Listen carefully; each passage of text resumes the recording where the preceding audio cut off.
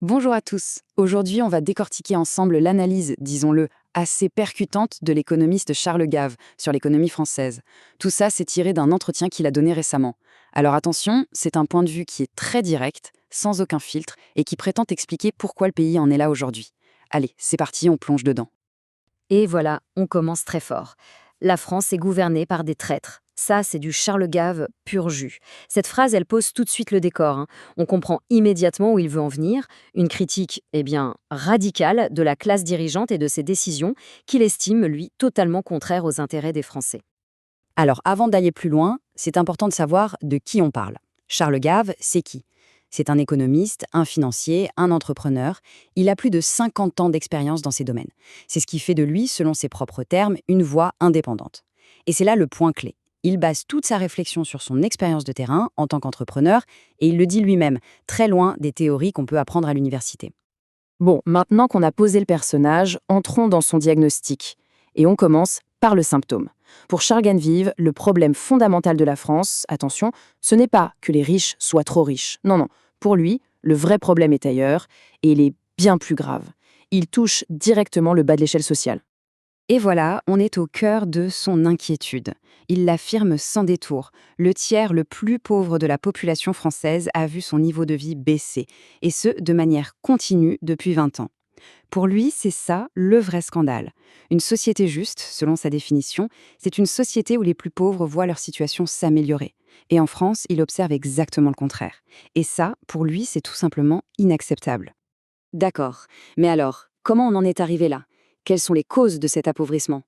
Eh bien, selon Charles Gave, la réponse est assez claire. Il faut regarder du côté de l'État. C'est sa structure même, son rôle démesuré, qui serait la cause principale du problème. On touche là au cœur de son diagnostic économique. Pour bien comprendre sa pensée, il faut saisir une idée fondamentale chez lui. Il dit que la vraie valeur économique, celle qui crée la richesse, elle est générée par une toute petite partie de la population, 15 à 20%. Ce sont les entrepreneurs. Il les appelle même des artistes, des gens qui créent quelque chose à partir de rien. Et donc, logiquement, le meilleur système possible, c'est celui qui leur fiche la paix et leur donne un maximum de liberté pour créer, innover et donc embaucher. Et c'est là qu'il oppose deux mondes. D'un côté, les entrepreneurs, ceux qui créent de la valeur.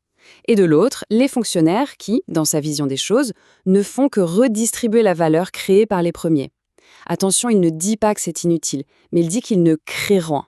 Et pour lui, le drame de la France, c'est d'avoir tout misé sur le deuxième groupe au détriment du premier. En gros, on aurait étouffé le moteur de l'économie. Et voilà un chiffre qui illustre bien son propos.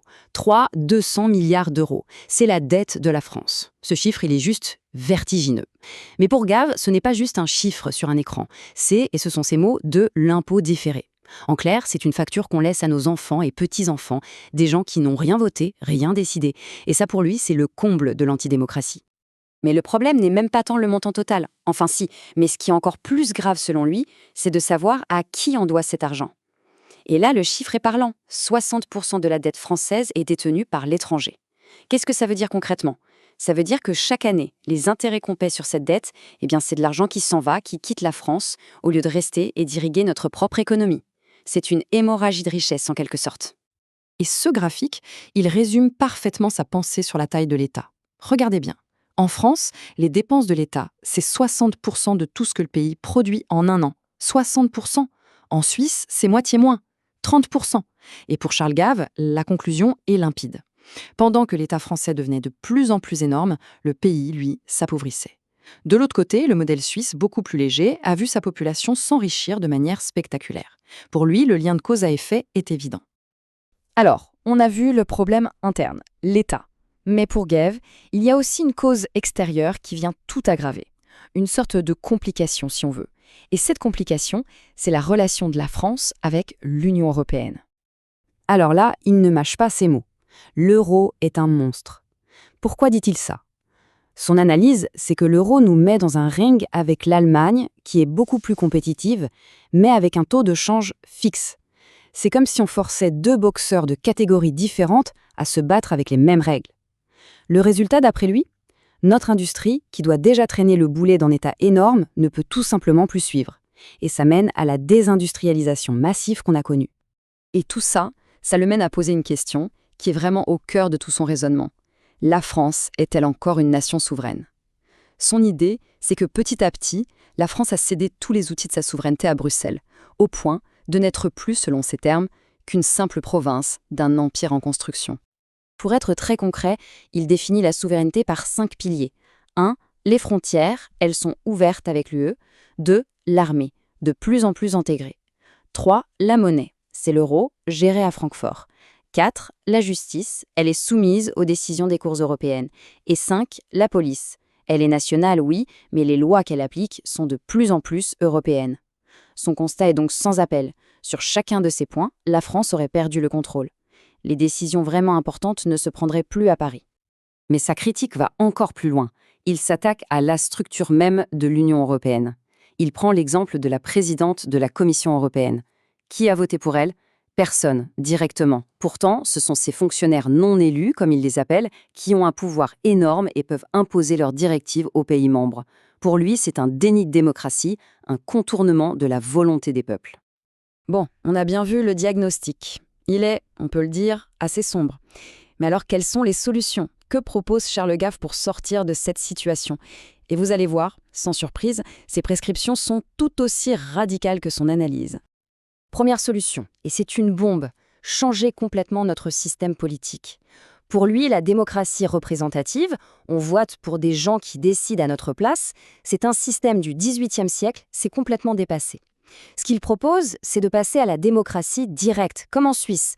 C'est-à-dire que sur les grandes lois, ce sont les citoyens qui votent directement par référendum.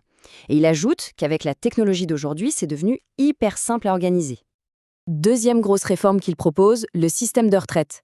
Là encore, il y va fort. Il qualifie notre système par répartition, où les actifs payent pour les retraités, de pyramide de Ponzi.